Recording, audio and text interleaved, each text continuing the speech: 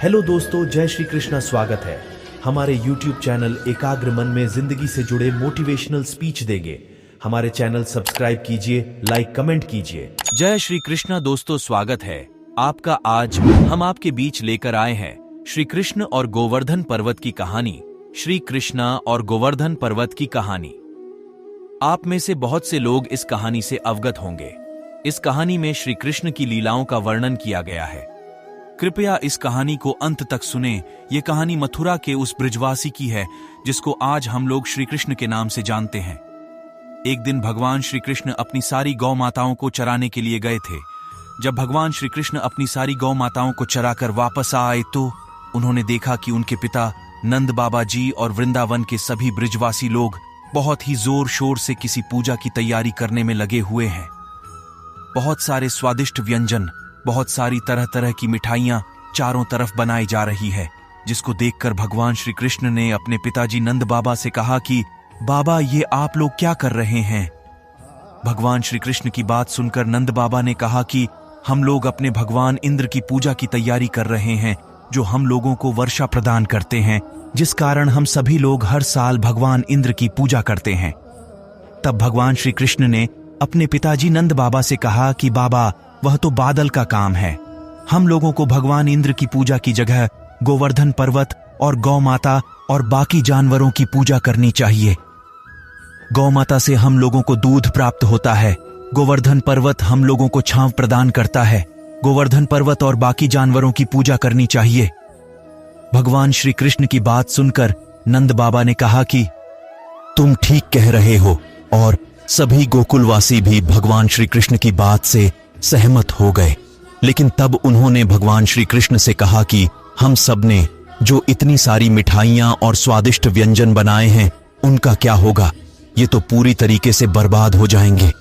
गोवर्धन पर्वत इतना सारा भोजन नहीं खा पाएगा, क्योंकि वह तो सिर्फ पर्वत है। तो भगवान श्री कृष्ण ने कहा कि आप सभी लोग गोवर्धन पर्वत के पास चलिए और उनको प्रेम से भोजन ग्रहण करने के लिए कहिए। प्रेम से कही हुई बात हर कोई मान लेता है। जिसके बाद सभी गोकुल के निवासी और नंद बाबा सभी लोग गोवर्धन पर्वत की तरफ चल दिए। वहां पहुंचकर उन्होंने गोवर्धन पर्वत का आवाहन किया और उनकी पूजा करना शुरू कर दिया, जिससे बाद थोड़ी ही देर में भगवान गोवर्धन पर्वत प्रकट हो गए और फिर सभी गोकुलवासियों ने भगवान गोवर्धन जी को सारा बनाया हुआ स्वादिष्ट भोजन और मिठाइयां ग्रहण करने के लिए कहा। जिसके बाद गोवर्धन जी ने सभी स्वादिष्ट व्यंजन को खा लिया। जिसके बाद सभी गोकुलवासी और नंद बाबा भगवान इंद्र की पूजा करना बंद कर दिए।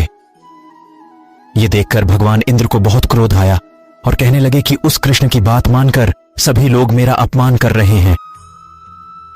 इन गोकुलवासियों की इतनी हिम्मत, मेरी पूजा छोड़कर इस गोवर्धन पर्वत की पूजा कर रहे हैं।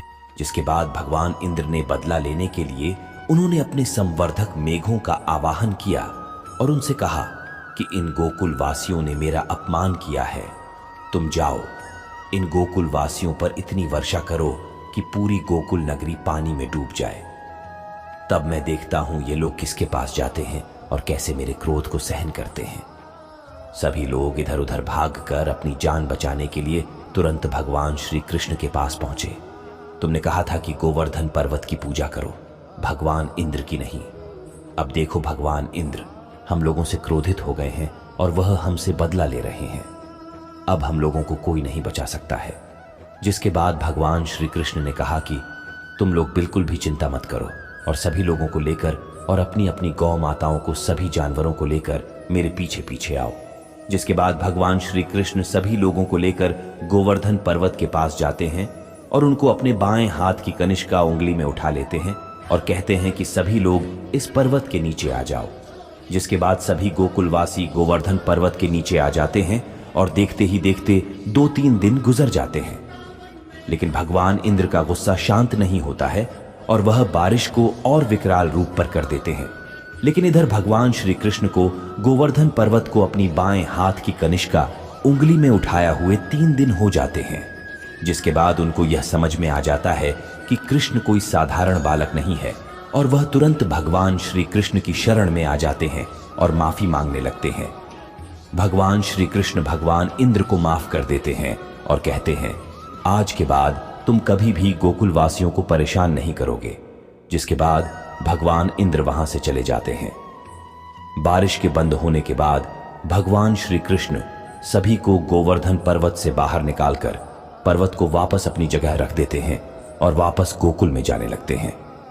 भगवान श्री कृष्ण ने इंद्र भगवान का अहंकार तोड़ा था, जिसके कारण इंद्र भगवान ने भगवान श्री कृष्ण को एक नए नाम से नवाजा था जो गोविंद था, जिसके बाद पूरे संसार में भगवान कृष्ण का यह नाम प्रसिद्ध हो गया। दोस्तों, उम्मीद करते हैं आपको यह कहानी गोवर्धन पर्वत रोचक लगी होगी। तो लाइक कीजिए दोस्तों, और कमेंट करके हमें बता सकते हैं। तो फिर मिलते हैं दोस्तों। एकाग्र मन को सब्सक्राइब कीजिए दोस्तों। जय श्री कृष्णा।